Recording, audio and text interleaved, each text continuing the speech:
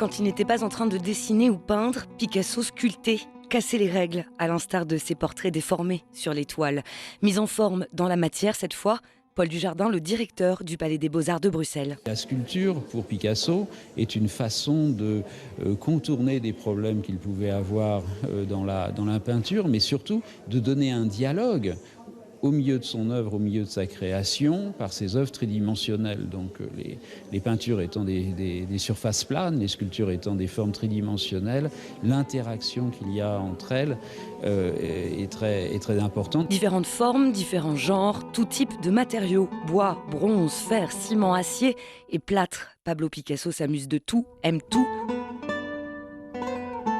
Son mot préféré d'ailleurs, c'est amour. Il le confiait dans une interview en 1966, Archives. Vous savez, pour moi, il n'y a que l'amour, n'est-ce pas? Vous aimez bien les gens? J'aime beaucoup les gens. Tout le monde? Et si je n'aurais pas de chance, je sais pas que j'aimerais même un bouton de porte, n'est-ce pas? Un pot de chambre, n'importe quoi. S'il a réalisé des sculptures dès ses débuts, c'est surtout à partir de 1925 qu'il change de style. Énième fois, qui ne sera pas la dernière, l'époque du surréalisme et donc de la sculpture. À cette époque, il se laisse aussi tenter par la sculpture en fer forgé et soudé. Il réalise plusieurs œuvres dont certaines sont très grandes. Il sculpte aussi la pierre. Pour avoir plus d'espace, Picasso s'installe au château de Boisgeloup, près de Paris. Boisgeloup, l'atelier normand de 1930 à 1936, c'est là qu'il engage notamment sa série des grandes têtes en plâtre. Paul Bourassa, commissaire d'exposition. Il est passé d'une sculpture de masse, avec Boisgeloup par exemple, les grandes figures féminines de Boisgeloup, vers quelque chose où le plan et la couleur deviennent plus importants. Et c'est la céramique qui a permis ça avec cette étude de la couleur appliquée aux formes.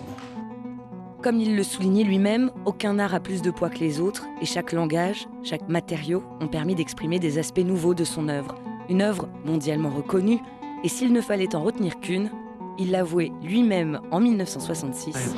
C'est difficile, c'est fait avec des intentions tellement du moment, de l'époque et de l'état dans lequel tout le monde et moi nous nous trouvons, que c'est très difficile. Au moment de Guernica, j'ai fait Guernica, n'est-ce pas? C'était une grande catastrophe, même le commencement de beaucoup d'autres que nous avons suivis, n'est-ce pas? Mais enfin, c'est comme ça. C'est personnel, n'est-ce pas? Au fond, ce sont des mémoires qu'on s'écrit soi-même, des cahiers.